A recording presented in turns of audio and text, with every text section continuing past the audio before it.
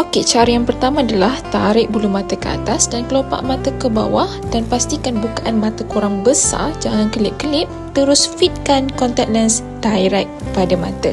And then tutup mata, dab-dab sikit dan settle. Okey, cara yang kedua pula special untuk orang yang susah nak pandang direct. So, korang boleh pandang ke arah hidung dan buka bukaan mata seperti dalam video ni.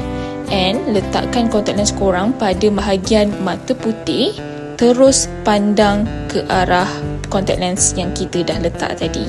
Dan tutup mata, tap-tap sikit supaya dia fit well dan settle. Mudah kan? Cara yang ketiga pula, kita akan gunakan tweezer untuk masukkan contact lens dalam mata kita. Kita tak menggunakan tangan, kita menggunakan tweezer which is lebih hygiene. So sama juga, tarik kelopak mata korang seperti ini dan insert terus pada mata. Siapa kata pakai contact lens ni susah? Senang je kan? Follow je tip HSO ni. HSO dulu, barulah raya.